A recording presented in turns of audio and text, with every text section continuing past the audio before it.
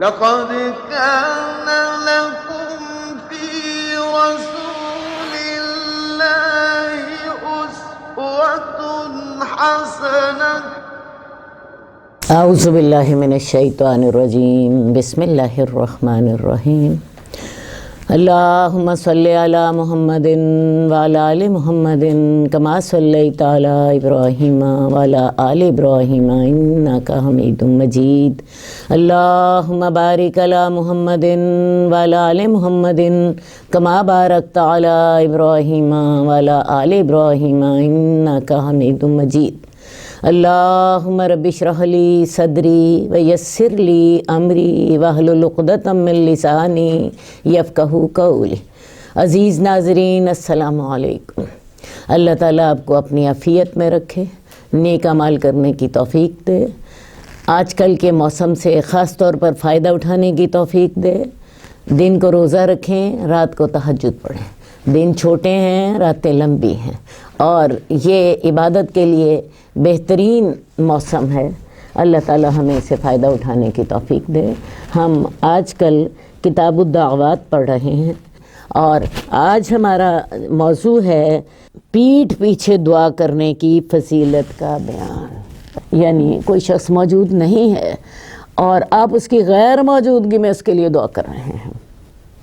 قال اللہ تبارک و تعالی والذین جاؤوا من بعدهم یقولون ربنا اغفر لنا ولاخواننا الذین سبقونا بالایمان، اور وہ لوگ جو ان کے بعد آئے وہ کہتے ہیں رب ہمارے معاف کر دے ہمیں اور ہمارے بھائیوں کو جو ہم سے ایمان میں سبقت لے گئے۔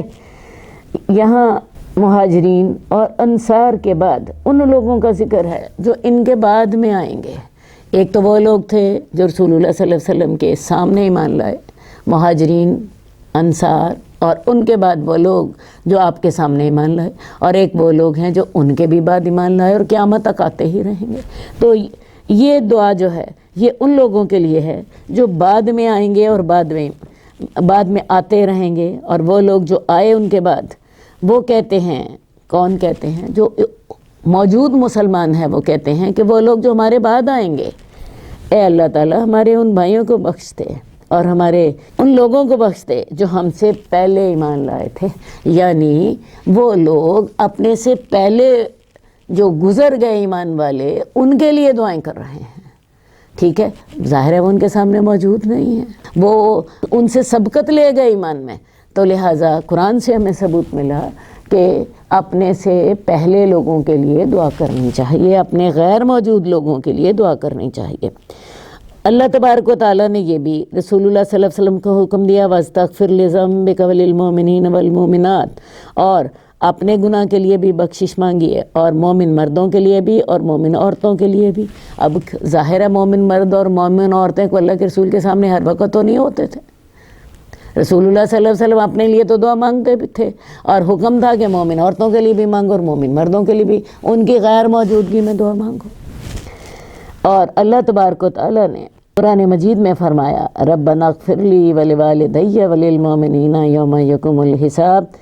یہ حضرت ابراہیم کی دعا ہے جو آپ نے کی تھی کہ اے اللہ تعالیٰ مجھے معاف کر دینا، میرے والدین کو معاف کر دینا، اور تمام مومنوں کو معاف کر دینا جس دن حساب کھڑا ہوگا۔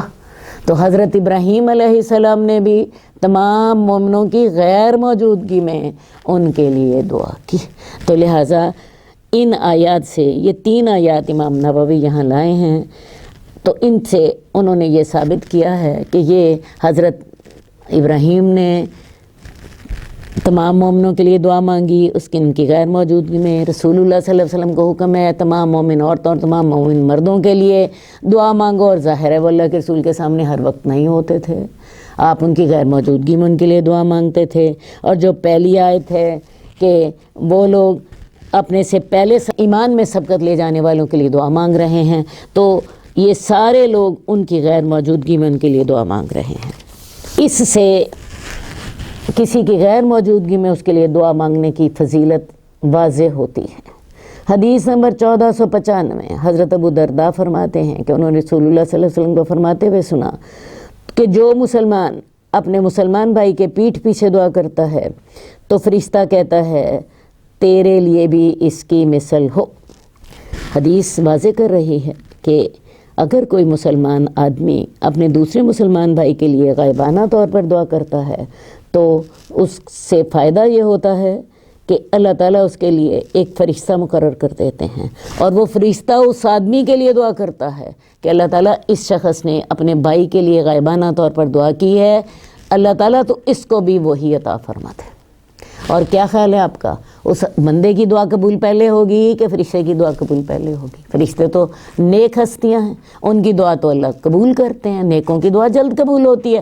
تو آپ لوگوں کے لیے بھی اس میں سبق ہے کہ اگر آپ نے اپنے لیے کوئی دعا کرنی ہے تو اپنے بھائی کے لیے دعا کیجیے، آپ کے لیے وہی دعا پہلے قبول ہو جائے گی۔ مثال کے طور پہ آپ بیمار ہیں یا آپ کسی مشکل میں، آپ کسی اور اپنے بھائی کا ذکر کیجیے، اللہ تعالیٰ فلاں کی مشکل دور کر دے۔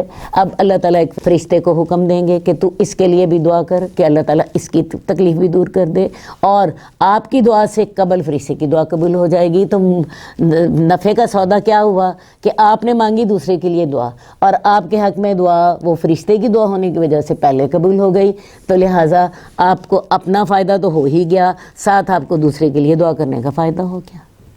سمجھ آ گئی؟ تو اللہ تعالیٰ فرشتے کو مقرر کر دیتے ہیں کہ تم اس کے لیے بھی ویسی ہی دعا کرو، اور اس کی دعا انسان کی دعا سے جلدی قبول ہو جاتی ہے۔ تو لہٰذا اگر آپ نے اپنی دعا جلدی قبول کروانی ہے تو دوسرے کے لیے دعا کیجئے، آپ کی اپنی دعا تو قبول ہوگی ہی ہوگی، اور اس کے لیے دعا کرنے کا بھی آپ کو اجر مل جائے گا۔ اب اگلا ہمارا باب ہے دعا کے بعض مسائل کا بیان۔ حدیث نمبر 1497، حضرت اسامہ بن زید سے روایت ہے، رسول اللہ صلی اللہ علیہ وآلہ وسلم نے فرمایا، جس کے ساتھ کوئی نیک برتاؤ کیا گیا اور اس نے نیکی کرنے والے سے کہا جزاک اللہ خیر، تو اس نے اس کی تعریف میں مبالغہ کر دیا۔ اصول یہ ہے کہ جب کوئی شخص آپ کے ساتھ نیکی کرے آپ اس کے ساتھ ویسی ہی نیکی کریں، بلکہ اس سے بہتر نیکی کریں۔ قرآن مجید ہمیں کہتا ہے وَإِذَا حُيِّيتُم بِتَحِيَّةٍ فَحَيُّوا بِأَحْسَنَ مِنْهَا أَوْ مِثْلِهَا، تمہیں کوئی دعا دے، تمہارے ساتھ کوئی اچھا عمل کرے، نیکی کرے، تو اس کے ساتھ ویسی ہی نیکی کرو یا اس سے بہتر کرو۔ بہتر کرو تو زیادہ اچھا ہے، اب بہتر نہیں کرتے تو کم از کم اتنا تو کرو نا، ٹھیک ہے۔ اب بعض اوقات کوئی شخص ہم سے نیکی کر رہا ہوتا ہے اور ایسی نیکی کر رہا ہوتا ہے جس کا بدلہ دینے کی ہمارے اندر ہمت ہی نہیں ہوتی، ہم سوچ بھی نہیں سکتے، وہ اتنی بڑی نیکی ہمارے ساتھ کر جاتا ہے، ٹھیک ہے۔ تو ایسی صورت میں پھر ہمیں حکم ہے کہ ہم اس کی کم از کم تعریف کریں، اللہ تمہیں خوش رکھے، تم نے میرے ساتھ بڑی اچھی نیکی کی، کم از کم ہم زبان سے اس کا شکریہ ادا کریں جتنا کر سکتے ہیں۔ اور اس کے لیے بھی اللہ تعالیٰ نے ہمیں ایک طریقہ بتایا کہ جو شخص کسی کی نیکی کے بدلے میں جزاک اللہ خیر کہہ دے کہ اللہ تجھے بہتر بدلہ دے، تو اس نے اس کی تعریف میں مبالغہ کر دیا، یعنی اس نے یوں سمجھ لیجئے اس کی بہت اچھی تعریف کر دی۔ تو لہٰذا سمجھ کے آئی، کوئی شخص آپ کے ساتھ نیکی کرتا ہے اتنی نیکی کیجئے کم از کم جتنی اس نے کی ہے، ورنہ حق تو یہ بنتا ہے کہ آپ اسے بہتر کریں، ٹھیک ہے۔ آپ بعض اوقات بالکل کچھ کرنے کی پوزیشن میں نہیں ہوتے تو پھر کم از کم اس کی تعریف ضرور کیجئے، آپ نے میرے ساتھ بھلائی کی ہے، اللہ تعالیٰ آپ کو اس کا اچھا بدلہ عطا فرمائے، اللہ آپ پہ رحمت کرے، آپ نے مجھے خوش کر دیا، یا آپ نے فلاں چیز مجھے دی وہ بڑی اچھی تھی، مجھے بہت اچھی لگی، مجھے اس کی بڑی ضرورت تھی، تو اس طرح کر کے کم از کم آپ اس کی تعریف کیجئے۔ اور اگر کسی نے کسی کو یہ دعا دے دی جزاک اللہ خیر، اللہ تجھے اس کا بہترین بدلہ دے، تو آپ یوں سمجھ لیجئے کہ اس نے اس کی تعریف کرنے کا میں مبالغہ کر دیا۔ ویسے بھی ایک بات آپ سمجھ لیں، اگر آپ نے کسی کو یہ دعا دے دی کہ اللہ تجھے بدلہ دے دے، تو میں جو اس کو بدلہ دیتی میرے بدلے سے تو اللہ ہزاروں گنا زیادہ بہتر دے گا، سمجھ آئی ہے نا۔ تو اتنا ضرور کہیے جزاک اللہ خیر، جزاک اللہ خیر کہہ دیں تو انشاءاللہ تعالیٰ اللہ تعالیٰ سے آپ نے دعا کر دی ہے، اللہ تعالیٰ اس کو بہترین بدلہ عطا فرمائیں گے۔ تو اس سے آپ کو یہ سمجھ آئی کہ اگر آپ نہیں کر سکتے یا کر سکتے ہیں تو تب بھی جزاک اللہ خیر کہہ دیجئے، اور اگر نہیں کر سکتے تو تب بھی جزاک اللہ خیر کے کلمات جو ہیں وہ آپ کو کفایت کر جائیں گے۔ حدیث نمبر 1498، حضرت جابر سے روایت ہے، رسول اللہ صلی اللہ علیہ وسلم نے فرمایا تم اپنے لیے بد دعا نہ کرو، نہ اپنی اولاد کے لیے بد دعا کرو، نہ اپنے مالوں کے لیے بد دعا کرو۔ کہیں ایسا نہ ہو تم اللہ کی طرف سے اس گھڑی کو پالو جس میں اسے جو بھی مانگا جائے وہ قبول کر لے۔ اصل میں بہت سی گھڑیاں ایسی ہوتی ہیں جس میں آپ دعا کرتے ہیں اور اسی وقت قبول ہوتی ہے، اور ہمیں اس کا تجربہ بھی ہوتا رہتا ہے۔ ہم کہتے ہیں اچھا میں نے تو ابھی اللہ سے یہ دعا کی تھی، فوراً قبول ہو گئی، میں کاش اس گھڑی میں کچھ اور ہی مانگ لیتا۔ تو اپنے لیے بد دعا نہ کیا کرو، ایسا نہ ہو کہ وہ تمہاری بد دعا کہیں قبول ہو جائے۔ نہ اپنے لیے بد دعا کرو، نہ اپنی اولادوں کے لیے بد دعا کرو، نہ اپنے مال کے لیے بد دعا کرو۔ بہت سے لوگ جو ہوتے ہیں وہ جلد باز ہوتے ہیں، اپنی بیماری سے تنگ آ کر کہہ دیتے ہیں ہائے مجھے موت ہی آج، میں مر ہی جاؤں تو اچھا ہے۔ یا ہم بعض اوقات اپنی اولادوں کو بد دعائیں دے رہے ہوتے ہیں۔ تو اللہ کے نبی ہم پر سب سے زیادہ محبت کرنے والے ہیں، ہم سے پہ سب سے زیادہ رحم کرنے والے ہیں، وہ ہمیں یہ تعلیم دیتے ہیں کہ کبھی اپنے لیے، اپنی اولاد کے لیے، اپنے مالوں کے لیے، اپنے لوگوں کے لیے بد دعا نہ کرو، کیونکہ ہو سکتا ہے جس لمحے تمہاری زبان سے وہ بد دعا نکلے وہ قبولیت کی گھڑی ہو اور وہ دعا قبول ہو جائے، اور اس کے بعد پھر رونا کس نے ہے؟ ہماری اولاد کو کچھ ہو گیا تو کون روئے گا؟ ہمارے مال کو کچھ ہو گیا تو کون روئے گا؟ ہماری اپنی جان کو کچھ ہو گیا تو کون بھگتے گا؟ ہاں، تو اپنے لیے، اپنی اولاد، اپنے مال کے لیے کبھی بھی بد دعا نہ کیجیے۔ حدیث نمبر 1499 حضرت ابو ہریرہ سے روایت ہے، رسول اللہ صلی اللہ علیہ وسلم نے فرمایا بندہ اپنے رب کے سب سے زیادہ قریب سجدے کی حالت میں ہوتا ہے، تو اس حالت میں خوب دعا کرو۔ تو لہٰذا پہلے آپ نے پڑھا کہ بد دعا نہ کرو، بعض اوقات قبولیت کا وقت ہوتا ہے اور پھر وہ دعا قبول ہو جاتی ہے۔ اب اللہ بتا رہے ہیں اپنے نبی کے ذریعے سے کہ کس وقت دعا زیادہ قبول ہوتی ہے۔ سجدے میں سب سے زیادہ دعا قبول ہوتی ہے۔ دعا کی جو روح ہے وہ عاجزی ہے، اور سجدے میں انسان جسمانی طور پر سب سے زیادہ عاجز ہوتا ہے۔ اب سجدے میں دعا کیسے کی جائے؟ سجدہ چاہے فرض نماز کا ہو چاہے نفل نماز کا ہو، دونوں میں دعا کی جائے۔ اب کیسے دعا کی جائے؟ سب سے پہلے ایسا کریں، جو آپ نے سجدے کی تسبیحات کرنی ہے وہ کر لیں۔ مثلا سبحان ربی الاعلی آپ کہہ رہی ہیں 5 دفعہ 7 دفعہ، جتنی اللہ آپ کو توفیق دے دعا تسبیح کر لیجئے، یا آپ کوئی اور تسبیح کر رہی ہیں سجدے میں وہ اپنی کر لیجئے۔ اس کے بعد اللہ سے دعا کیجئے۔ آپ اس سجدے میں ہر قسم کی دعا کر سکتی ہیں۔ قرآن مجید میں اللہ تعالیٰ نے اولاد کے لیے دعائیں ہمیں بتائی ہیں، صحت کے لیے دعائیں بتائی ہیں۔ حضرت جو ہے موسیٰ کی دعا ہے، جب انہوں نے دعا کی تھی کہ انی لما انزلت الی من خیر فقیر، جب ان کے لیے نہ گھر تھا، نہ در تھا، نہ مال تھا، نہ ملازمت تھی، کچھ بھی نہیں تھی، تو انہوں نے یہ دعا کی تھی اللہم انی لما انزلت الی من خیر فقیر، اللہ تو جو بھی خیر مجھے دے گا میں اس کا محتاج ہوں۔ تو ہر طرح کی دعائیں قرآن مجید میں اور حدیث میں موجود ہیں۔ جو دعا آپ نے کرنی ہے وہ دعا کیجئے، لیکن یہ یاد رکھیے سجدے میں آپ دعا قرآن کی کیجئے یا حدیث کی کیجئے۔ سجدے میں عربی زبان میں ہی دعا ہوگی، اور میں نے جیسے کہ آپ سے کہا قرآن اور حدیث کی دعا جو ہے وہ اپنے لیے چن لیجئے۔ ہاں، اگر آپ کی تسلی نہیں ہوتی تو نماز کے بعد پھر اردو میں یا اپنی زبان میں جو آپ کا دل چاہتا ہے وہ دعا کر لیجئے۔ تو سجدے میں انسان سب سے زیادہ اللہ کے قریب ہوتا ہے، تو لہٰذا اس میں دعا کیجیے۔ اس کے علاوہ بھی بہت سے اوقات ہیں جن میں دعا زیادہ قبول ہوتی ہے، ویسے ان کا ذکر ہم آگے پڑھتے چلے آ رہے ہیں۔ میں تھوڑا سا صرف اشارہ کر کے تو یہاں پہ چلی جاتی ہوں۔ جو ہے تہجد کے وقت سب سے زیادہ دعا قبول ہوتی ہے، عرفہ کے دن سب سے زیادہ دعا قبول ہوتی ہے، اذان کے بعد سب سے زیادہ دعا قبول ہوتی ہے، جو شام کے وقت دعا زیادہ قبول ہوتی ہے۔ اس کے علاوہ کسی نیکی کرنے کے بعد زیادہ دعا قبول ہوتی ہے۔ ہوتا یہ ہے کہ آپ بعض اوقات بڑی اچھی نماز پڑھ لیتے ہیں دل لگا کے، اللہ آپ سے راضی ہوئے ہوتے ہیں، اس وقت اللہ سے دعا مانگیے۔ نماز کے بعد قرآن کلاس میں دعا مانگیے، آپ کا ایمان اس وقت بڑا ہوتا ہے۔ صدقہ کرنے کے بعد دعا مانگیے، اللہ آپ سے راضی ہوئے ہوتے ہیں آپ کی اس نیکی کی وجہ سے۔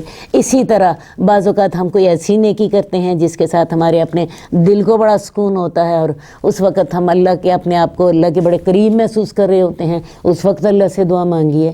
تو ان اوقات میں انشاءاللہ تعالیٰ آپ کی دعائیں زیادہ قبول ہوں گی۔ بیمار سے دعا منگوائیے کیونکہ بیمار کے گناہ معاف ہوئے ہوتے ہیں، بیماری نے اس کے گناہ جاڑ دیے ہوتے ہیں۔ حاجی سے دعا کرائیے، حاجی حج کر کے آیا ہوتا ہے، وہاں اس کے گناہ معاف ہوئے ہوتے ہیں۔ تو ان باتوں کا خیال رکھیے، ان مواقع سے فائدہ اٹھائیے۔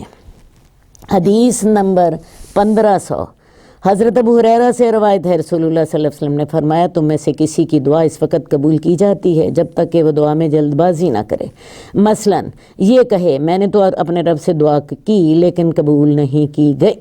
تو دعائیں قبول کیوں نہیں ہوتی؟ جب تک انسان جلدی نہ کرے۔ انسان سوچتا ہے میں نے دعا کی، میں نے 2 دفعہ کی، میں نے 3 دفعہ کی، میں نے 2 مہینے کی، جی میری دعا نہیں قبول ہوئی۔ میں آپ کو قرآن سے اس کا دیتی ہوں، ثبوت دیتی ہوں۔ حضرت زکریا کے ہاں حضرت یحییٰ 100 سال کی عمر میں پیدا ہوئے، اور حضرت یحییٰ اللہ سے دعائیں کرتے جا رہے ہیں، اور ساتھ ساتھ پتہ ہے کیا کہتے ہیں؟ وَلَمَّكُمْ بِدُعَائِكَ رَبِّ شَقِيًّا، اللہ میں نے جب بھی تیرے سے دعا کی میں کبھی بدبخت نہیں رہا، تو نے میری ہمیشہ دعا قبول کی۔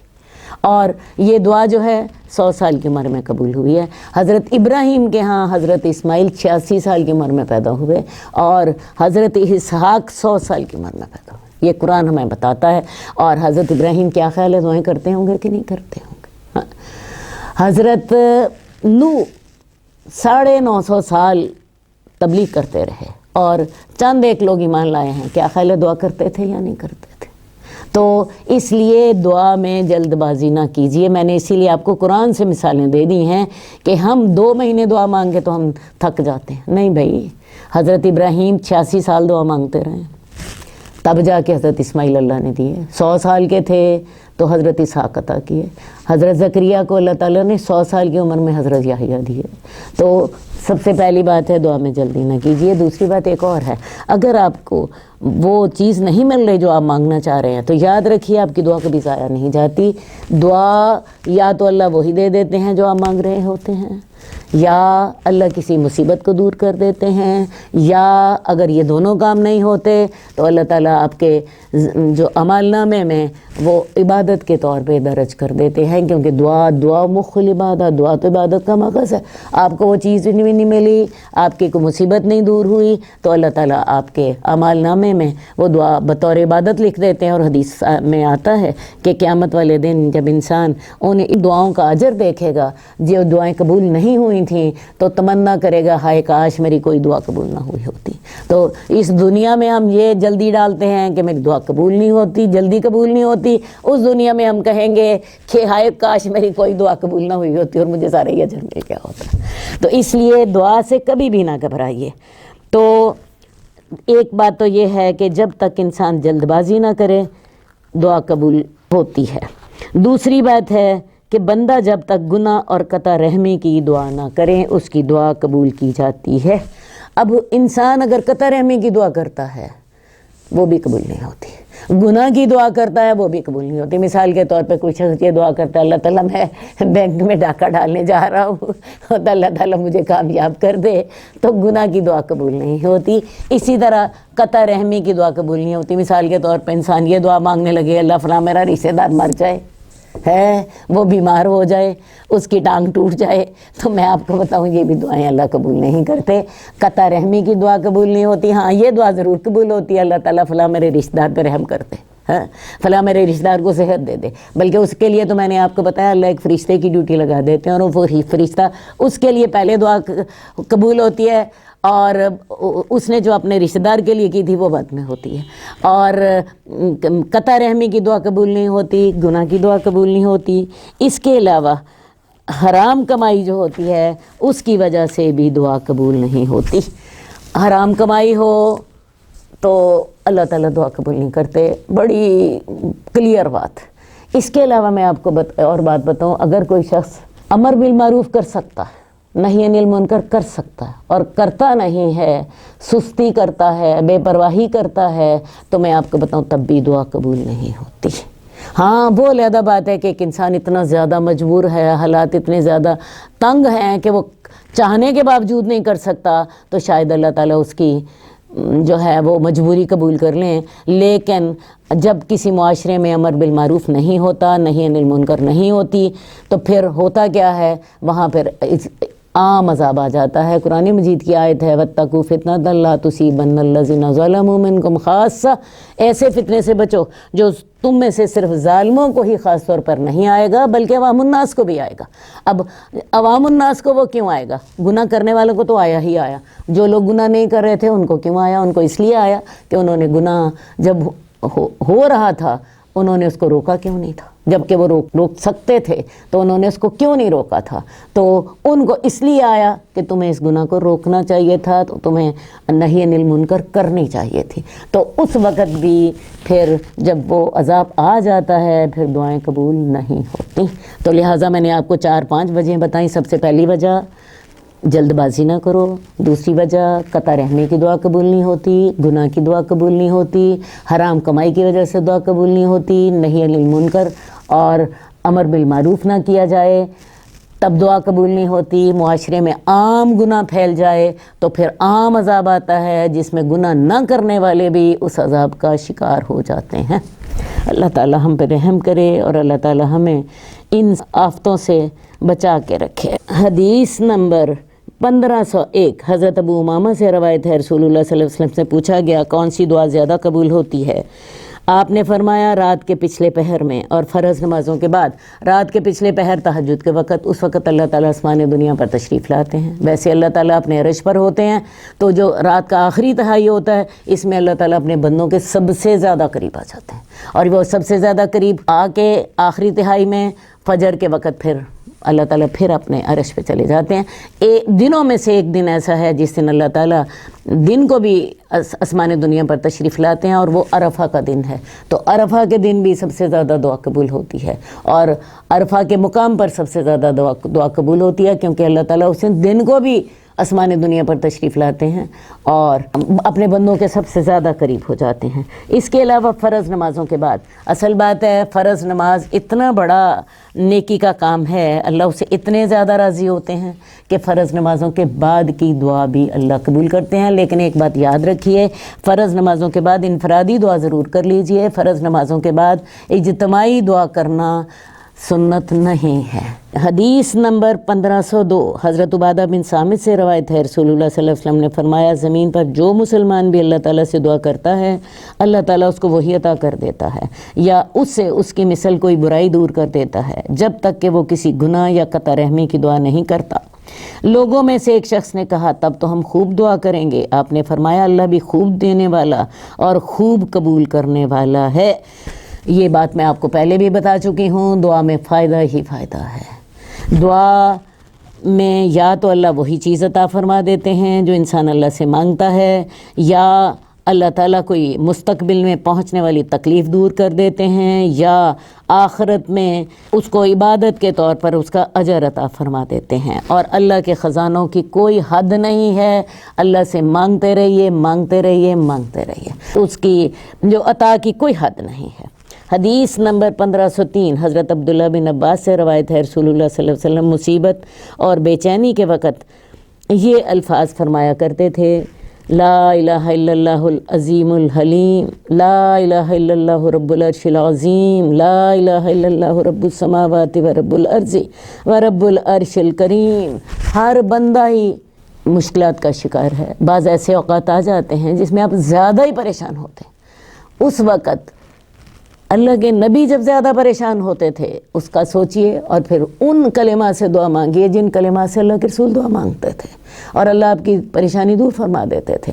اور وہ کلمات یہ ہیں، لا الہ الا اللہ العظیم الحلیم، اللہ کے سوا کوئی معبود نہیں، وہ بہت عظمت والا اور بہت بردبار ہے۔ لا الہ الا اللہ رب العرش العظیم، اللہ کے سوا کوئی معبود نہیں، وہ عرش عظیم کا مالک ہے۔ لا الہ الا اللہ رب السماوات و رب الارض و رب العرش الکریم، اللہ کے سوا کوئی معبود نہیں، وہ آسمانوں کا، زمینوں کا اور عرش عظیم کا مالک ہے۔ تو ان کلمات کو رسول اللہ صلی اللہ علیہ وآلہ وسلم انتہائی کرب کے وقت ادا کیا کرتے تھے۔ تو امید یہ ہے کہ آپ بھی اپنی مشکل کے وقت ان کلمات کو ادا کریں گے، آپ کو سکون ملے گا۔ تجربہ کر کے دیکھیے، یہ الفاظ پڑھتے پڑھتے آپ کے بے چین دل کو چین آنا شروع ہو جاتا ہے۔ آپ کو سکون ملنا شروع ہو جاتا ہے، دل میں اللہ کی طرف سے ٹھنڈ اترنا شروع ہو جاتی ہے۔ تو اس کو تجربہ کر کے دیکھیے۔ ایک بات میں آپ کو اور بھی بتاتی چلی جاؤں، حضرت ابراہیم کے کلمات جو تھے وہ بھی یہی کلمات تھے، حسبی اللہ لا الہ علیہ توکلت وہو رب العرش الکریم۔ تو مجھے اللہ کافی ہے، اس کے سوا کوئی معبود نہیں۔ حسبی اللہ لا الہ الا ہوا علیہ توکلت، میں نے اس پر توکل کیا، اور وہ عرش کریم کا مالک ہے، وہ عرش عظیم کا مالک ہے۔ تو حضرت ابراہیم کو جب آگ میں ڈالا جا رہا تھا تو اس وقت بھی انہوں نے انہی الفاظ کے ساتھ ہی اللہ سے دعا کی تھی۔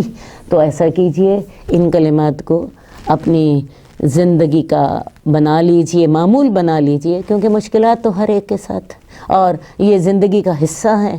اللہ تعالیٰ کی مدد ان کے ساتھ حاصل کیجئے، انشاءاللہ تعالیٰ اللہ تعالیٰ اپنی رحمتیں اور سکون آپ کو عطا فرمائیں گے۔ اولیاء کی کرامات اور ان کے شرف و فضل کا بیان۔ کرامات الاولیاء و فضلہم، اولیاء کی کرامات اور ان کے شرف اور فضل کا بیان۔ قال اللہ تبارک و تعالی الا ان اولیاء اللہ لا خوف علیہم ولا هم يحزنون الذین آمنوا وکانوا یتقون لهم البشری فی الحیاۃ الدنیا وفی الآخرہ لا تبدیل لکلمات اللہ ذلک هو الفوز العظیم۔ سنو، بے شک اللہ کے ولی، ان پر نہ کوئی خوف ہوگا اور نہ ہی وہ غم کھائیں گے۔ یہ وہ لوگ ہیں جو ایمان لائے اور اللہ سے ڈرتے تھے، ان کے لیے دنیا کی زندگی میں بھی خوشخبری ہے اور آخرت میں بھی۔ اللہ کے فیصلوں میں کوئی تبدیلی نہیں، یہی وہ بہت بڑی کامیابی ہے۔ تو ان آیات میں آپ کو بتایا گیا ہے کہ اللہ کے ولی کون لوگ ہوتے ہیں۔ ہمارے ہاں ایک مخصوص تصور ہے کہ اولیاء اللہ ایک مخصوص حیت کے لوگ ہوتے ہیں، مخصوص عادات کے مالک ہوتے ہیں، اور ان کے مخصوص طور طریقے ہوتے ہیں۔ قرآن مجید ہمیں بتاتا ہے کہ ایسا نہیں ہے۔ اللہ کے ولی وہ لوگ ہیں جو اللہ سے ڈرتے ہیں، ایمان لاتے ہیں اور اللہ کے فرما بردار ہوتے ہیں۔ ان پر کسی مخصوص شخصیت کا ٹھپا نہیں، وہ کوئی بھی ہو سکتا ہے، جو بھی اللہ پر ایمان لائے اور جو بھی اللہ سے تقوی اختیار کرے، اپنی زندگی اللہ کے احکامات کے مطابق بنا لے، وہی اللہ کا دوست ہوتا ہے۔ تو بے شک اللہ کے دوست، ان پر قیامت والے دن نہ تو کوئی خوف ہوگا اور نہ ہی وہ غم کھائیں گے۔ اور اللہ تبارک و تعالیٰ نے فرمایا وَهُزِّي إِلَيْكِ بِجِذْعِ النَّخْلَةِ تُسَاقِطْ عَلَيْكِ رُطَبًا جَنِيًّا فَكُلِي وَاشْرَبِي، اور اس کھجور کے تنے کو اپنی طرف ہلاؤ، تجھ پر پکی ہوئی تازہ کھجوریں گریں گی، تو تو کھا اور تو پی۔ یہ سورہ مریم کی آیات ہیں۔ یہ آیت پوری اس طرح ہے فَكُلِي وَاشْرَبِي وَقَرِّ عَيْنًا، تم کھجوریں کھاؤ، پانی پیو، اور اپنے بیٹے کو دیکھ کر اپنی آنکھیں ٹھنڈی کرو۔ کلما دخل علیہا زکریا المحراب وجد عندہا رزقا، جب کبھی حضرت مریم کے پاس حضرت زکریا محراب میں داخل ہوتے، ان کے پاس رزق پاتے۔ قال یا مریم انا لکی ھذا، فرماتے اے مریم تیرے پاس یہ رزق کہاں سے آیا؟ قالت ہوا من عند اللہ، وہ فرمانے لگی یہ اللہ کے پاس سے آیا ہے۔ ان اللہ یرزق من یشاء بغیر حساب، یقیناً اللہ تعالیٰ جسے چاہتا ہے بغیر حساب کے رزق دیتا ہے۔ یہ جو پہلی آیت تھی وَهُزِّي إِلَيْكِ بِجِذْعِ النَّخْلَةِ، یہ سورہ مریم کی آیت ہے۔ اس میں حضرت عیسیٰ کی پیدائش کا ذکر ہے، کیسے اللہ تعالیٰ نے انہیں معجزے کے ذریعے حضرت عیسیٰ عطا فرما دیے۔ حضرت عیسیٰ حضرت جبریل کی پھونک کے ساتھ پیدا ہوئے، اور آغاز میں تو حضرت مریم نے اس بات کو چھپایا، لیکن جب ان کو لیبر پین ہوئی تو وہ جنگل کی طرف نکل گئی، اور اس وقت بڑی پریشان ہونے لگی۔ یہ واقعہ سورہ مریم میں بڑی تفصیل سے موجود ہے۔ اس وقت کہنے لگی یا لیتنی مت قبل ھذا وکنت نسیا منسیا، ہائے افسوس میں اس سے قبل مر گئی ہوتی اور میں بھولی بسری ہوتی۔ انہیں اس بات کا بھی فکر تھا کہ لوگ میرے کردار پر داغ رکھیں گے، شاید اس وقت کی تکلیف بھی ان کے سامنے ہو، لیکن وہ جو پہلی بات ہے وہ زیادہ واضح ہے۔ بہرحال اس وقت اللہ تعالیٰ نے پھر انہیں آواز دی، تو فکر نہ کر، اللہ تحزنی، تو غم نہ کھا، قد جعل ربو کی تختہ کے سریہ، اللہ تعالیٰ نے تیرے پاؤں کے نیچے چشمہ جاری کر دیا۔ ایک چشمہ تو اللہ تعالیٰ نے حضرت ہاجرہ کے لیے اور حضرت اسماعیل کے لیے جاری کیا تھا جس کا نام زمزم ہے، اور ایک چشمہ اللہ تعالیٰ نے حضرت مریم کے لیے بھی جاری کیا تھا۔ قد جعل ربو کی تختہ کے سریہ، تو اپنے پاؤں کے نیچے دیکھ، پاؤں کے نیچے سے تجھے پانی ملے گا۔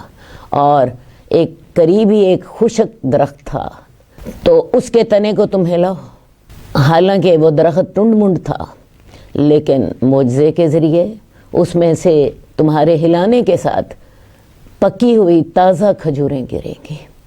تم یہ کھجوریں کھاؤ، پانی پیو اور اپنے بیٹے کو دیکھ کر اپنی آنکھیں ٹھنڈی کرو۔ اگلی آیات جو ہیں ان کا ذکر حضرت مریم کے اس دور سے ہے جب کہ حضرت مریم چھوٹی تھی۔ آپ کو علم ہے کہ حضرت مریم کو ان کی والدہ نے پیدائش کے بعد ہی بیت المقدس میں بیچ دیا تھا، کیونکہ ان کی پیدائش سے قبل انہوں نے منت مانی تھی کہ اللہ تعالیٰ مجھے جو بھی اولاد دیں گے میں اسے اللہ کے لیے وقف کر دوں گی۔ بیٹی ہوئی تو تب بھی انہوں نے اپنی منت پوری کی۔ حضرت زکریا نے جو ان کے خالو تھے اور اس دور میں پیغمبر تھے، انہوں نے ان کو اپنی کفالت میں لے لیا اور یہ بیت المقدس میں رہنے لگ گئیں۔ حضرت زکریا دیکھ بھال کے لیے ان کے پاس آتے جاتے تھے۔ وہ کئی دفعہ دیکھتے کہ ان کے پاس بے موسم کے پھل ہوتے اور وہ ان سے پوچھتے انا لکی ھذا، مریم یہ کہاں سے آئے ہیں؟ اور حضرت مریم جواب دیتی ہیں ہوا من عند اللہ، یہ اللہ کے پاس سے آئے ہیں، یہ مجھے اللہ نے عطا کیے ہیں، کیونکہ اللہ جسے چاہتا ہے بغیر حساب کے رزق دیتا ہے۔ وقال اللہ تبارک و تعالی وَإِذِ اعْتَزَلْتُمُوهُمْ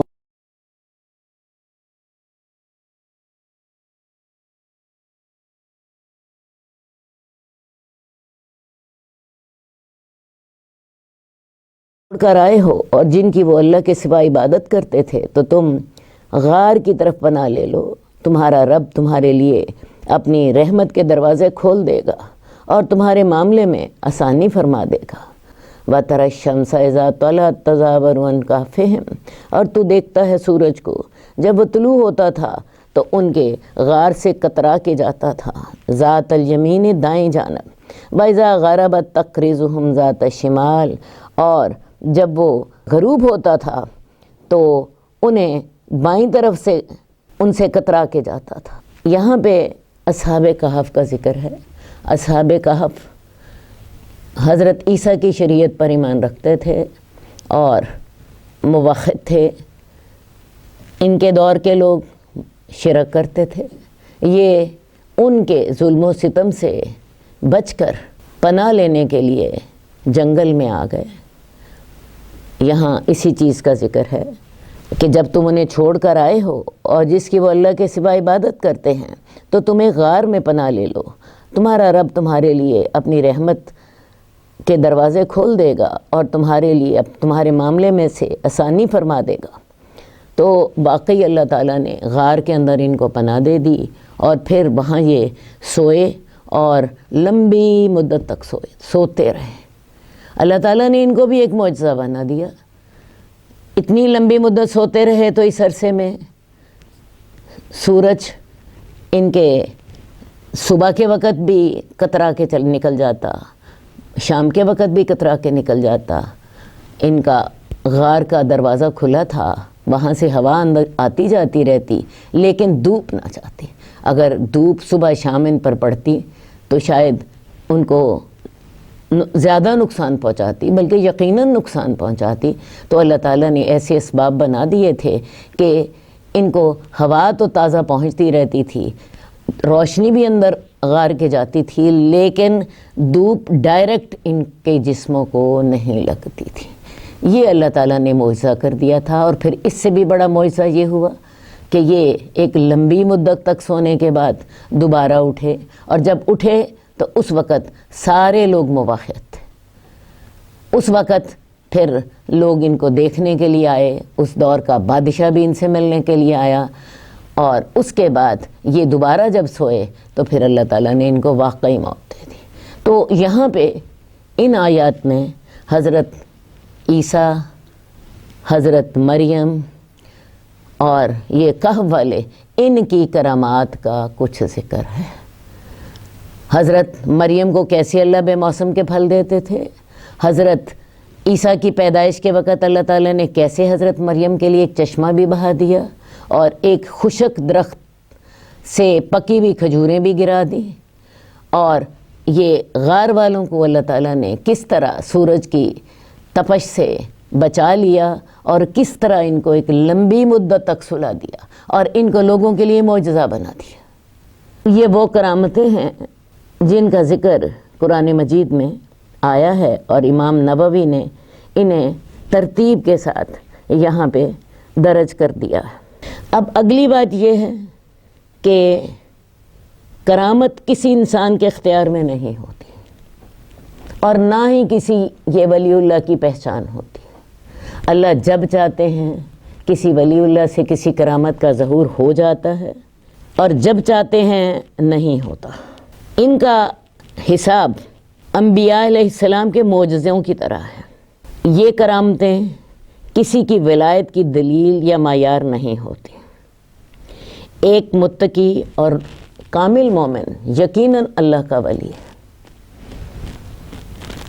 اس کی ولایت کسی کرامت کی محتاج نہیں ہے۔ اللہ چاہے تو اس سے کسی کرامت کا ظہور ہو جائے۔ مثال کے طور پہ حضرت عمر کے بارے میں ایک واقعہ بڑا مشہور ہے۔ حضرت عمر کے دور میں آپ کو علم ہے کہ آدھی دنیا اسلام کے جھنڈے تلے آ گئی تھی، تو حضرت عمر نے حضرت ساریہ کو ایک لشکر کا امیر بنا کے بھیجا۔ اب جب حضرت عمر اس طرح کر کے لشکروں کو بیچتے تھے تو فکر تو ان کو رہتی تھی۔ ایک دن لوگوں نے دیکھا کہ حضرت عمر جمعہ پڑھا رہے ہیں، اور جمعے میں ہی اچانک حضرت عمر کہتے ہیں ساریہ الی الجبال، ساریہ الی الجبل، ساریہ پہاڑ کی طرف ہو جاؤ۔ اور حضرت ساریہ کہتے ہیں کہ اس وقت مجھے یہ آواز سنائی بھی دی اور وہ واقعی پہاڑ کی طرف ہو گئے، اور اس طرح کرنے سے وہ دشمن کے حملوں سے محفوظ ہو گئے۔ تو یہ کرامتیں ہوتی ہیں۔ حضرت ساریہ کے درمیان حضرت عمر کے درمیان ہزاروں میل کا فاصلہ ہے، کوئی ٹیلی فون سسٹم نہیں ہے، کوئی اللہ نے آواز سنوا دی، اور ادھر لوگ دیکھ رہے ہیں جمعے میں کہ حضرت عمر یہ الفاظ کہہ رہے ہیں ساریہ الی الجبل، ساریہ پہاڑ کی طرف ہو جاؤ، اور ادھر سے حضرت ساریہ یہ آواز سن بھی رہے ہیں اور عمل بھی کر رہے ہیں، اور ان کا فائدہ بھی ان کو ہو گیا۔ تو بات یہ ہے، یہ کسی کے اختیار میں نہیں ہے۔ اللہ جب چاہتے ہیں کسی سے یہ کام لے لیتے ہیں۔ تو یہ کرامات خالصتاً اللہ تعالیٰ کے حکم سے ہوتی ہیں، اور کسی ولی کی جو ولایت ہے وہ کسی کرامت کی محتاج بھی نہیں ہے۔ ہمارے ہاں اولیاء اللہ کے بارے میں ایک بڑا تصور عام ہے کہ اولیاء اللہ بڑے عبادت گزار ہوتے ہیں، عشاء کی نماز کے وضو کے ساتھ فجر کی نماز پڑھتے ہیں، کنویں میں الٹے لٹک کے 12 سال عبادت کرتے ہیں، ایک رات میں وہ 10 قرآن ختم کر لیتے ہیں۔ بات ہے یہ ساری باتیں کتابوں میں موجود ہیں۔ تو میں آپ کو بتاؤں، ولی وہ ہوتا ہے جو ہر معاملے میں رسول اللہ صلی اللہ علیہ وآلہ وسلم کی سنت کا پیروکار ہوتا ہے۔ رسول اللہ صلی اللہ علیہ وسلم کی سنت ہی ولایت کے لیے معیار ہے۔ یہاں بھی آیت میں آپ نے کیا پڑھا؟ الذین آمنوا وکانوا یتقون، وہ لوگ جو ایمان لائے اور وہ متقی ہوتے تھے۔ اس تفصیل کے بعد آئیے ہم کچھ احادیث دیکھ لیں۔ حدیث نمبر 1504، ابو محمد عبد الرحمن بن ابو بکر صدیق بیان فرماتے ہیں کہ اصحاب صفہ غریب لوگ تھے، اور رسول اللہ صلی اللہ علیہ وسلم نے ایک دفعہ فرمایا جس کے پاس 2 آدمیوں کا کھانا ہو وہ تیسرے آدمی کو اپنے ساتھ لے جائے، اور جس کے پاس 4 آدمیوں کا کھانا ہو وہ 5ویں یا 6ٹھے آدمی کو اپنے ساتھ لے جایا کرے۔ چنانچہ حضرت ابو بکر 3 آدمیوں کو اپنے ساتھ لے گئے، اور رسول اللہ صلی اللہ علیہ وسلم خود 10 آدمیوں کو اپنے ساتھ لے گئے۔ اصحاب صفہ کون لوگ تھے؟ مسجد نبوی میں ایک چبوترا تھا، اور اس چبوترے پہ رسول اللہ صلی اللہ علیہ وآلہ وسلم اپنے اصحاب کو تعلیم دیا کرتے تھے۔ وہاں پہ کچھ لوگ رہائش بھی رکھتے تھے، ان کی تعداد 60-70 کے درمیان ہوتی تھی۔ یہ وہ لوگ تھے جو کماتے نہیں تھے، کاروبار نہیں کرتے تھے، اور دن رات رسول اللہ صلی اللہ علیہ وآلہ وسلم کے پاس تعلیم کی غرض سے رہتے تھے۔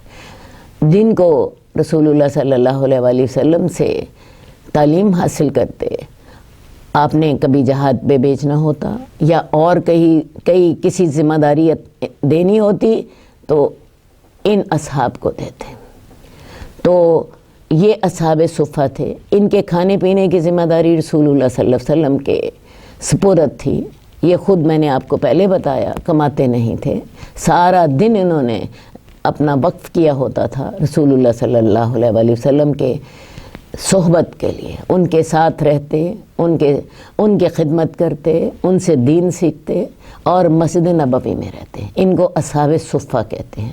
آپ کہہ سکتے ہیں کہ صفہ پہلی یونیورسٹی تھی جس میں ہاسٹل بھی ہوتا تھا، اور ان کی ذمہ داری جیسا میں نے آپ کو پہلے بتایا رسول اللہ صلی اللہ علیہ وآلہ وسلم کے سپرد تھی۔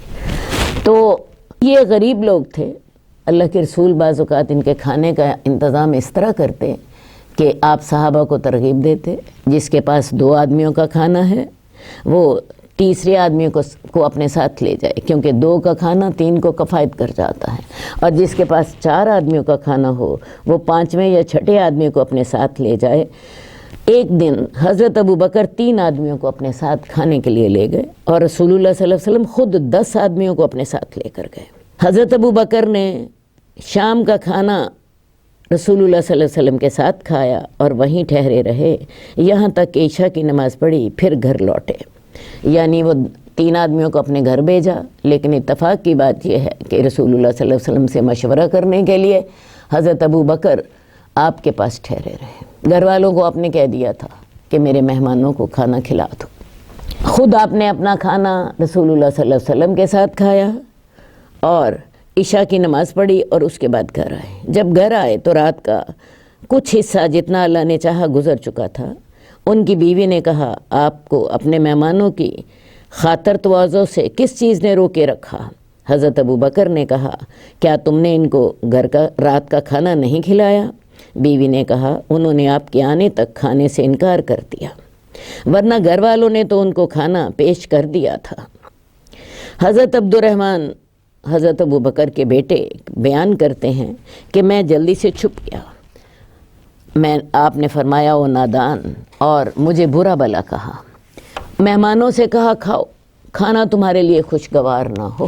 اب حضرت ابو بکر اس بات سے ناراض ہوئے کہ مہمانوں نے کھانا نہیں کھایا۔ ان کا خیال یہ تھا کہ شاید گھر والوں نے انہیں کھانا نہیں دیا، حالانکہ آپ کی بیوی نے آپ کو بتایا تھا کہ ہم نے ان کو کھانا دیا تھا، لیکن انہوں نے کھانا کھایا نہیں۔ وہ کہتے تھے کہ جب تک حضرت ابو بکر نہیں ہوں گے ہم کھانا نہیں کھائیں گے۔ جیسا کہ میں نے آپ کو پہلے بتایا کہ حضرت ابو بکر کا خیال یہ تھا کہ شاید ان کے بیٹے، شاید انہوں نے تھوڑی کچھ سستی کر دی ہوگی، تو انہوں نے ان کو آواز دی۔ ایک دفعہ آواز دی، وہ نہ بولے، دوسری دفعہ آواز دی، پھر بھی نہ بولے، تیسری دفعہ آواز دی ناراضگی کے ساتھ، تو اور انہیں برا بلا بھی ساتھ کہا، تو وہ آ گئے۔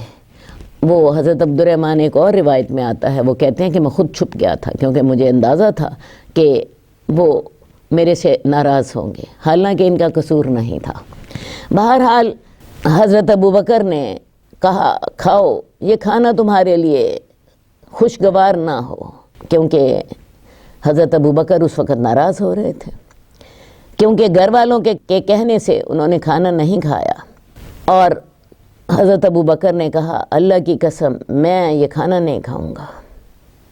حضرت عبد الرحمن حضرت ابوبکر کے بیٹے جو اس حدیث کے راوی ہیں وہ کہتے ہیں اب ہم نے کھانا شروع کیا، اللہ کی قسم ہم جو بھی لقمہ لیتے تھے تو نیچے سے اس سے کئی گنا کھانا بڑھ جاتا تھا، یہاں تک کہ مہمان دیر ہو گئے اور کھانا اسے کہیں زیادہ ہو گیا جتنا پہلے تھا۔ حضرت ابوبکر نے کھانے کے برتن کی طرف دیکھا اور اپنی بیوی سے کہا اے بنو فراس کی بہن یہ کیا ہے؟ اب آپ کو معاملہ سمجھ آ رہا ہے؟ اب مہمانوں نے کھانا شروع کیا اور کھانا پہلے سے زیادہ ہو گیا، ایک لقمہ لیتے تھے کھانا نیچے سے بڑھ جاتا تھا۔ مہمانوں نے کھانا کھا لیا اور کھانا کھانے کے بعد کھانا پہلے سے 3 گنا زیادہ تھا۔ یہ دیکھ کر حضرت ابوبکر جو تھے اپنی بیوی سے کہنے لگے اے بنو فراس کی بہن، ان کی بیوی کا تعلق قبیلہ بنو فراس سے تھا، تو ان سے کہا کہ یہ کیا ہے؟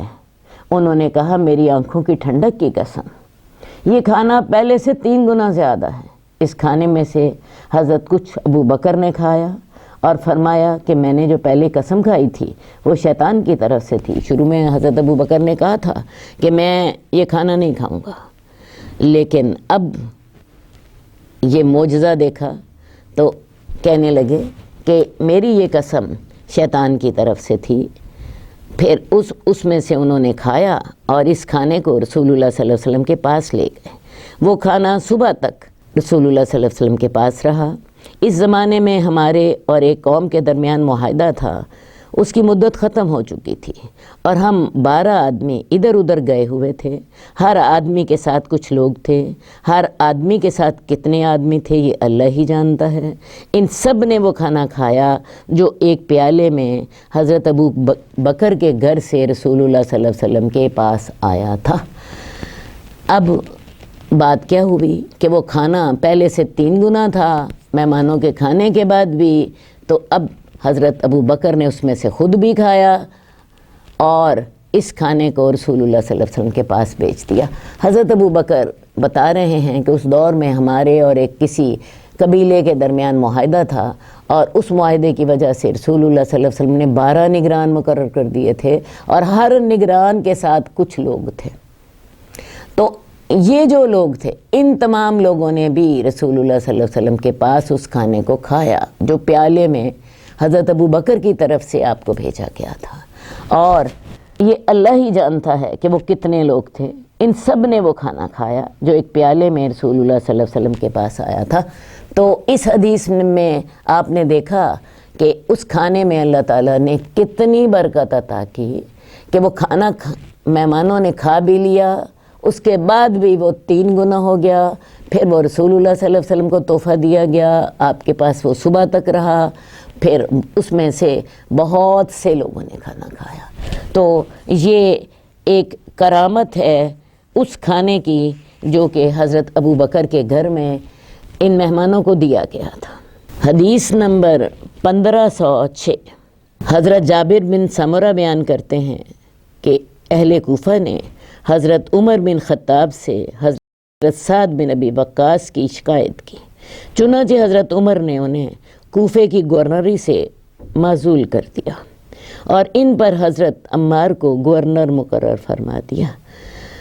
حضرت سعد بن ابی وقاص عشرہ مبشرہ میں سے ہیں، یہ کوفہ کے گورنر تھے۔ کوفہ کے لوگ فطرتاً شرارت پسند ہیں، آپ کو پتہ ہے انہوں نے حضرت علی کو بھی بہت خراب کیا اور حضرت امام حسین کو بھی کوفہ کے لوگوں نے ہی خراب کیا۔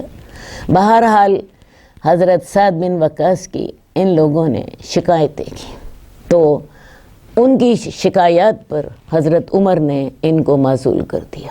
حضرت عمر کا طریقہ یہ تھا کہ جس کی شکایت موصول ہوتی اسے معزول کر دیتے، اور پھر انہوں نے حضرت سعد بن ابی وقاص کو اپنے پاس بلایا۔ حضرت عمار بن یاسر کو کوفے کا گورنر مقرر کر دیا۔ اہل کوفہ نے حضرت سعد کی شکایت میں یہاں تک بیان کیا کہ یہ نماز صحیح طریقے سے نہیں پڑھاتے۔ چنانچہ حضرت عمر نے ان کی طرف پیغام بھیجا اور کہا، اے ابو اسحاق حضرت سعد بن ابی وقاص کی کنیت ہے، یہ لوگ گمان کرتے ہیں کہ تم نماز صحیح نہیں پڑھاتے۔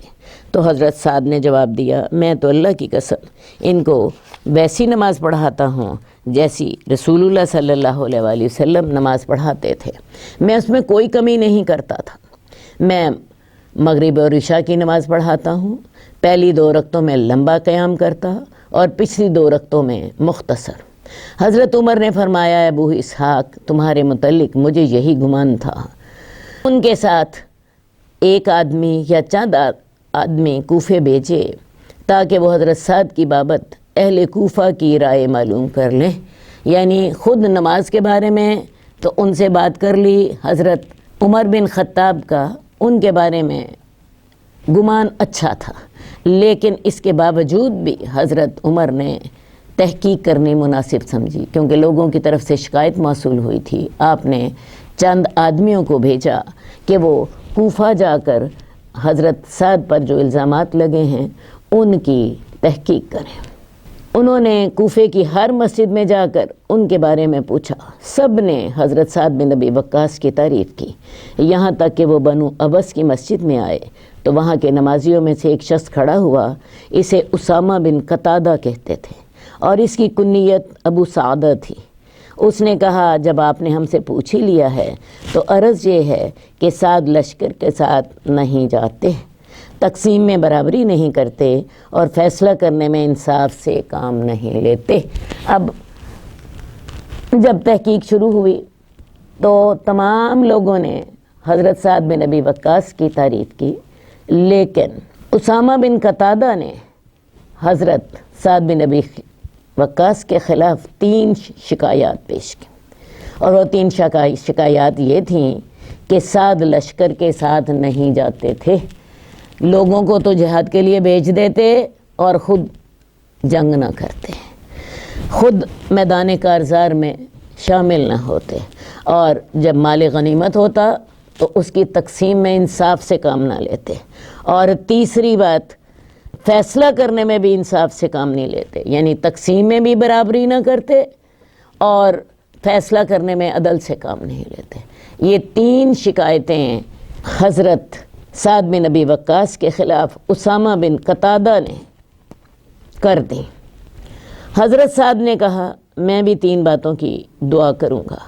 دوبارہ میں آپ کو ایک بات بتا دوں، حضرت سعد بن ابی وقاص عشرہ مبشرہ میں سے ہیں، رسول اللہ صلی اللہ علیہ وآلہ وسلم کے رشتے میں ماموں لگتے تھے، اور غزوات میں بہت زیادہ کارنامے دکھا چکے تھے، خاص طور پر غزوہ احد میں رسول اللہ صلی اللہ علیہ وآلہ وسلم کی حفاظت میں آپ نے بہت کوشش اور محنت سے کام لیا، اور اس وقت رسول اللہ صلی اللہ علیہ وآلہ وسلم نے ان کو دعا دی تھی، تم پر میرے ماں باپ قربان، سعد تیر چلاؤ، تم پر میرے ماں باپ قربان، اور یہ الفاظ آپ نے اس کے علاوہ اور کسی کو نہیں کہے۔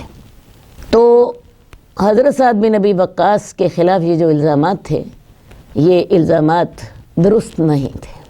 جب یہ الزامات لگ گئے تو حضرت سعد نے کہا کہ میں بھی 3 باتوں کی دعا کروں گا، اے اللہ اگر یہ تیرا بندہ جھوٹا ہے، ریاکاری اور شہرت کی خاطر کھڑا ہوا ہے تو اس کی عمر لمبی کر دے۔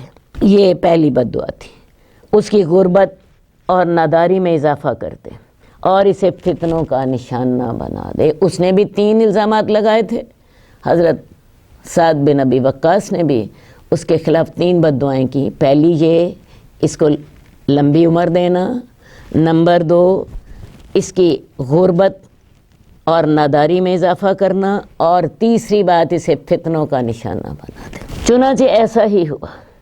اس کے بعد جب اس شخص سے پوچھا جاتا تو وہ کہتا، بہت بوڑھا ہوں، فتنوں میں مبتلا ہوں، مجھے سعد کی بد دعا لگ گئی ہے۔ حضرت جابر بن سمرہ سے روایت کرنے والے راوی عبد الملک بن عمیر کہتے ہیں، میں نے بعد میں اس بوڑھے کو دیکھا، بڑھاپے کی وجہ سے اس کی دونوں پلکیں اس کی آنکھوں پر گر پڑی تھیں، اور وہ راستے میں لڑکیوں کو چھیڑ چھاڑ کرتا تھا اور انہیں اشارے کرتا تھا۔ اتنے بوڑھے ہونے کے باوجود بھی اس کی خباثت ختم نہیں ہوتی تھی، اس عمر میں بھی وہ لڑکیوں کو تنگ کرتا تھا۔ یہ حضرت سعد بن ابی وقاص کی جو بد دعا تھی اس کا اثر تھا۔ لمبی عمر اللہ نے دی، اس کو فتنوں میں ڈال دیا، غربت اور ناداری اسے بھگتنی پڑی، اور چونکہ اس نے حضرت سعد بن ابی وقاص پر غلط الزامات لگائے تھے، دنیا میں اس کا انجام دیکھ لیا۔ تو یہ بھی ایک کرامت ہے حضرت سعد بن ابی وقاص کی، وہ مستجاب الدعوات تھے، اللہ تعالیٰ ان کی دعائیں قبول کرتے تھے۔ تو اللہ تعالیٰ نے ان کی تینوں دعائیں قبول کر لیں۔ حدیث نمبر 1507، حضرت عروہ بن زبیر بیان کرتے ہیں کہ حضرت سعید بن زید بن عمر بن نفیل سے عروہ بنت اوس نے جھگڑا کیا اور حضرت مروان بن حکم تک اپنی شکایت پہنچائی۔ یہ سعید بن زید بن عمر بن نفیل جو ہیں یہ بھی عشرہ مبشرہ میں سے اور اولین ایمان لانے والوں میں سے تھے۔ ان کے خلاف عروہ بنت اوس نے مروان بن حکم کی عدالت میں دعویٰ کیا کہ حضرت سعید بن زید نے اس کی کچھ زمین ہتھیا لی ہے۔ حضرت مروان ان دنوں مدینے کے گورنر تھے۔ یہ دور جو تھا یہ حضرت معاویہ کا دور تھا۔ اس کے بعد حضرت مروان بن ملک جو ہیں، یہ حضرت مروان بن حکم جو ہیں یہ خلیفہ بھی بنے ہیں، لیکن وہ بعد کی بات ہے۔ یہ وہ دور ہے جب حضرت معاویہ خلیفہ تھے اور ان کے دور میں حضرت مروان مدینے کے گورنر تھے۔ تو ان کی عدالت میں عروہ بنت اوس نے سعید بن زید کے خلاف دعویٰ کیا کہ انہوں نے عروہ کی زمین پر زبردستی قبضہ کر لیا ہے۔ حضرت سعید نے کہا کہ کیا میں رسول اللہ صلی اللہ علیہ وآلہ وسلم سے سننے کے بعد بھی اس کی زمین کا کچھ حصہ غصب کر لیتا؟ حضرت مروان نے پوچھا تم نے رسول اللہ صلی اللہ علیہ وسلم سے کیا سنا تھا؟ اصل میں حضرت مروان جو ہیں یہ صغار صحابہ میں سے تھے، جن کی رسول اللہ صلی اللہ علیہ وسلم کی وفات کے وقت عمریں چھوٹی تھیں، ہیں یہ بھی صحابی۔ تو انہوں نے حضرت سعید بن زید سے کہا کہ آپ نے رسول اللہ صلی اللہ علیہ وسلم سے کیا سنا تھا؟ انہوں نے کہا میں نے رسول اللہ صلی اللہ علیہ وسلم کو فرماتے ہوئے سنا تھا کہ جس نے ناجائز طریقے سے کسی کی ایک بالشت زمین بھی ہتھیا لی تو اسے قیامت والے دن 7 زمینوں کا طوق پہنایا جائے گا۔ یہ سن کر حضرت مروان رضی اللہ تعالیٰ عنہ نے ان سے کہا اس کے بعد میں آپ سے کوئی دلیل نہیں طلب کروں گا۔ معاملہ میرا خیال ہے آپ کو سمجھ آ رہا ہے۔ حضرت سعید بن زید نے اس الزام کے جواب میں کہ انہوں نے عروہ بنت اوس کی کچھ زمین ہتھیا لی ہے ایک ہی بات کہی۔ انہوں نے کہا کہ میں نے رسول اللہ صلی اللہ علیہ وسلم سے سنا تھا کہ جس نے ایک بالشت زمین بھی کسی کی ہتھیا لی، یہ ایک بالشت ہوتی ہے، اتنی زمین بھی کسی کی ہتھیا لی، قیامت والے دن اس کو 7 زمینوں کا طوق اس کے گلے میں پہنایا جائے گا۔ تو کیا یہ حدیث سننے کے بعد بھی میں اس کی زمین پر ناجائز قبضہ کرتا؟ میں اس کی زمین پر ناجائز اپنا اختیار رکھتا؟ یہ سن کر مروان نے ان سے کہا اس کے بعد میں آپ سے کوئی دلیل نہیں مانگوں گا۔ حضرت سعید نے اس کے کہنے سے وہ زمین اس کو دے دی۔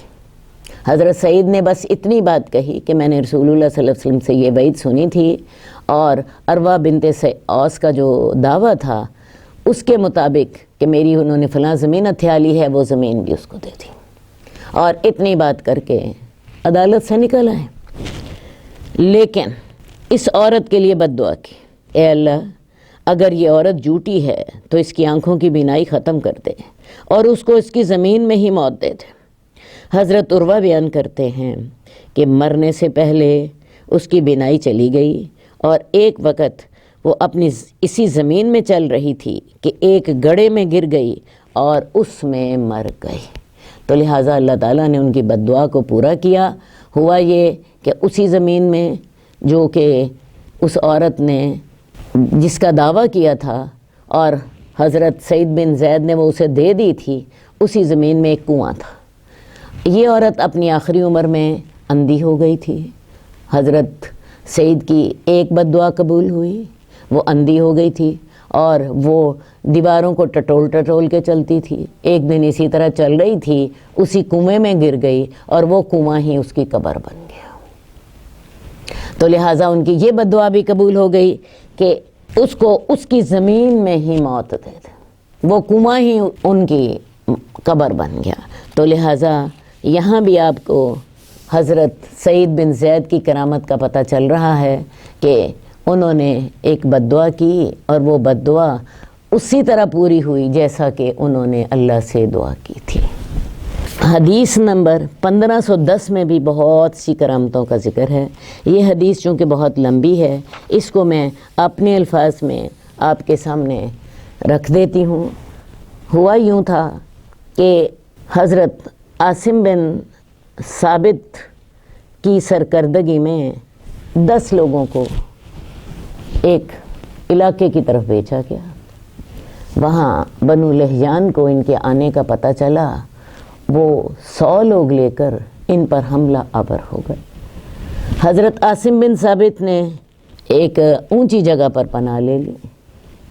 اب 100 آدمیوں کے مقابلے میں 10 آدمی تھے، انہوں نے ان کو ختم کر دیا بنو لہیان نے، اور انہوں نے عاصم بن ثابت کو بھی قتل کر دیا، اور حضرت خبیب اور زید بن دسنہ ان کو لے کے اپنے ساتھ چلے گئے۔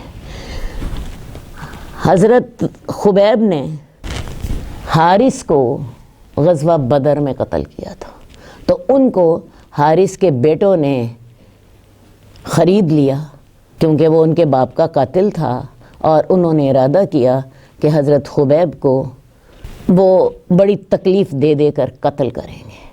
خیر جی، انہوں نے حضرت خبیب کو بڑی تکلیف دے کے قتل کیا، لیکن اللہ تعالیٰ نے ان کی مدد فرمائی۔ اسی طرح عاصم بن ثابت جو تھے، ان کی لاش کی شناخت کے لیے کفار مکہ نے کچھ لوگوں کو بھیجا کہ وہ ان کے جسم کا کچھ ایسا حصہ لے کر آئیں جس سے وہ یقین کر سکیں یہ عاصم بن ثابت ہی تھے۔ اب جب وہ لوگ عاصم بن ثابت کی لاش کا کچھ حصہ لینے کے لیے آئے تو اللہ تعالیٰ نے بھیڑوں کی ایک جھنڈ کو بیچ دیا ان کے جسم کی حفاظت کے لیے، اور وہ لوگ حضرت عاصم کی لاش تک نہیں پہنچ سکے اور ان کے جسم کا کوئی حصہ حاصل نہیں کر سکے۔ اصل میں حضرت عاصم نے اللہ سے دعا کی تھی کہ اللہ تعالیٰ مجھے کوئی مشرک جو ہے وہ ہاتھ نہ لگا سکے، تو اللہ تعالیٰ نے حضرت عاصم بن ثابت کی دعا کو بھی پورا کر دیا۔ حضرت خبیب کو اپنی قید کے دوران بے موسمی پھل عطا کیے۔ حضرت خبیب جو تھے ان کو اللہ تعالیٰ نے انگور کا گچھا عطا کیا تھا، حالانکہ اس وقت کہیں سے انگور ملنے کا امکان نہیں تھا، ان کو بے موسمی پھل عطا کیے تھے۔ اس کے علاوہ ان کی شہادت کی خبر اللہ تعالیٰ نے وحی کے ذریعے اپنے پیغمبر کو پہنچا دی تھی۔ تو اس حدیث میں بھی کچھ کرامات کا ذکر ہے۔ حضرت ثابت نے جو دعا کی تھی، حضرت عاصم بن ثابت نے، اللہ تعالیٰ نے وہ دعا ان کی پوری کی۔ حضرت خبیب کو اللہ تعالیٰ نے بے موسم کے پھل عطا کیے، اور ان کی شہادت کی خبر اللہ تعالیٰ نے رسول اللہ صلی اللہ علیہ وسلم کو وحی کے ذریعے پہنچا دی۔ اس کے علاوہ بہت سی کرامات کا ذکر احادیث میں آتا ہے۔ مثال کے طور پہ غار والوں کا جو واقعہ ہے جن کا دہانہ چٹان نے بند کر دیا تھا۔ آپ کو پتہ ہے 3 آدمی کہیں سفر کر رہے تھے، ایک دم سے طوفان آ گیا، انہوں نے غار میں پناہ لے لی، اور پھر انہوں نے غار میں اللہ سے دعا کی کہ اللہ تعالیٰ فلاں نے کی ہم نے خالص تیرے لیے کی تھی، تو اللہ تعالیٰ ہمارے لیے یہ چٹان کا دروازہ کھول دے، کیونکہ اوپر سے ایک پتھر آ گرا تھا چٹان کے دہانے پر، اور اس نے بالکل ہوا کے جانے کا بھی راستہ بند کر دیا تھا۔ اور ان 3 آدمیوں نے اللہ تعالیٰ سے دعا کی، اللہ تعالیٰ نے وہ پتھر اس دہانے سے ہٹا دیا، اور وہ لوگ اس میں سے بچ کر نکل گئے۔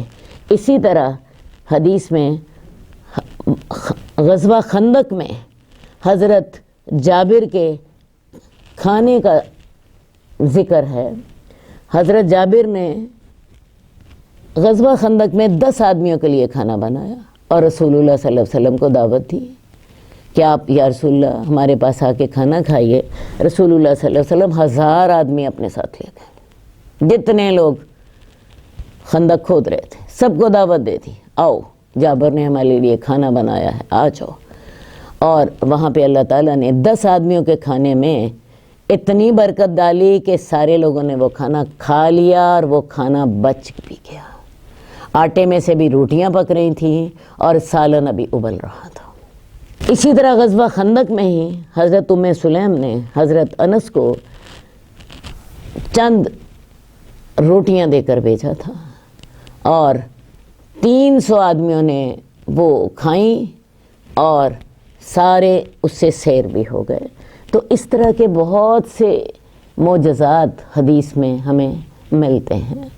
تو اللہ تعالیٰ نے یہ کرامات صحابہ کو دکھائیں اور بہت سے واقعات جو تھے صحابہ کی نظر سے گزرتے تھے اور صحابہ انہیں دیکھتے تھے، ان کے ایمان میں اضافہ ہوتا تھا۔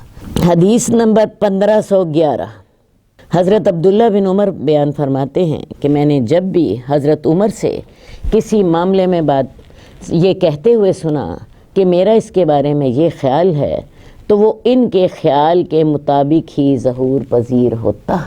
اصل بات ہے حضرت عمر کو اللہ تعالیٰ نے بہت زیادہ ذہانت اور فطانت سے نوازا تھا۔ حضرت عمر بہت سے معاملات میں جو رائے اختیار کرتے وہ معاملہ ایسے ہی واقع ہوتا جیسے حضرت عمر نے کہا ہوتا۔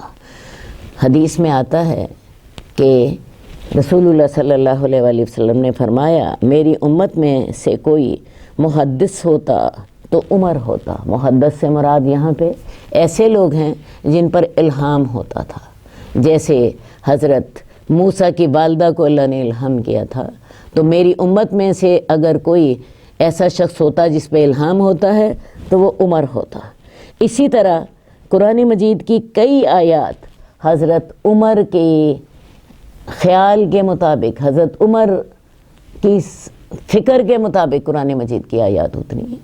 علماء نے اندازہ لگایا ہے کہ تقریباً 7 آیات جو ہیں وہ اس سلسلے میں نازل ہوئیں۔ ان میں سے 1-2 کا حوالہ میں آپ کو دے دیتی ہوں جو زیادہ مشہور ہیں۔ مثلاً ازواج مطہرات کے لیے حضرت عمر چاہتے تھے کہ وہ باہر نہ نکلا کرے، پردے کی آیات تب نازل ہوئی اور اس کا آغاز ازواج مطہرات سے ہی ہوا۔ اسی طرح بدر کے قیدیوں کے بارے میں حضرت عمر ہی کی رائے کا ذکر قرآن مجید میں ہوا یوں تھا کہ بدر کے قیدیوں کے بارے میں رسول اللہ صلی اللہ علیہ وآلہ وسلم نے حضرت ابو بکر سے مشورہ کیا۔ حضرت ابو بکر کی رائے یہ تھی کہ یا رسول اللہ یہ ہمارے رشتہ دار ہیں، شاید اللہ تعالیٰ ان کو ایمان لانے کی توفیق دے دے، ہم ان سے فدیہ لے لیتے ہیں، اس سے ہمیں مالی طور پر بھی فائدہ ہوگا۔ حضرت عمر کی رائے اس کے بالکل برعکس تھی۔ حضرت عمر کا خیال تھا یہ سارے لوگ اسلام کے دشمن ہیں، یہ کل کو ہمارے اوپر فوجیں لا چڑھائیں گے اور ان کو قتل کر دینا مناسب ہے، اور ہر ایک آدمی سے کہیں کہ وہ اپنے رشتہ دار قیدی کو قتل کرے۔ رسول اللہ صلی اللہ علیہ وسلم نے اپنی فطری رحم دلی کی بنا پر حضرت ابو بکر کی رائے کو پسند کیا، لیکن اگلے دن حضرت عمر آئے تو دیکھا تو اللہ کے رسول صلی اللہ علیہ وآلہ وسلم اور حضرت ابو بکر رو رہے تھے۔ کہنے لگے کہ یا رسول اللہ مجھے بتائیے کہ آپ کیوں رو رہے ہیں؟ تو رسول اللہ صلی اللہ علیہ وسلم نے بتایا کہ جو ہم نے فدیہ لیا ہے پر اللہ تعالیٰ نے ہمیں عذاب دکھایا ہے جو بالکل قریب سے ہمیں دکھایا، بعد میں اللہ تعالیٰ نے معاف کر دیا، اور اللہ تعالیٰ نے اس وقت حضرت عمر کی رائے کو پسند فرمایا۔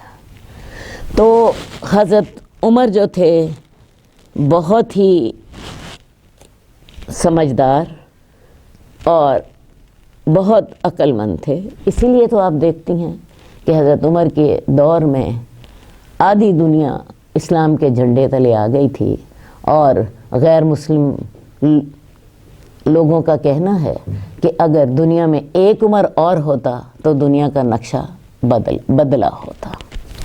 تو یہ بھی حضرت عمر کی کرامت کا ذکر ہے۔ ویسے بھی میں نے جو آغاز میں آپ کو بتایا تھا کہ ساریہ الی الجبل، یہ حضرت عمر کی کرامت تھی۔ تو اولیاء اللہ تعالیٰ کی کرامتیں برحق ہیں، لیکن میں دوبارہ آپ سے یہی بات کہوں گی کہ ان میں اولیاء اللہ کا کوئی کمال نہیں ہوتا، اس میں اللہ تعالیٰ کا فیصلہ ہوتا ہے۔ جب اللہ چاہتے ہیں کوئی کرامت ظہور پذیر ہو جاتی ہے۔ اللہم صلی علی محمد وعلی آل محمد کما صلیت علی ابراہیم وعلی آل ابراہیم انک حمید مجید۔ اللہم بارک علی محمد وعلی آل محمد کما بارکت علی ابراہیم وعلی آل ابراہیم انک حمید مجید۔ مولاي صل وسلم دائما ابدا على حبيبك خير الخلق كلهم، مولاي صل وسلم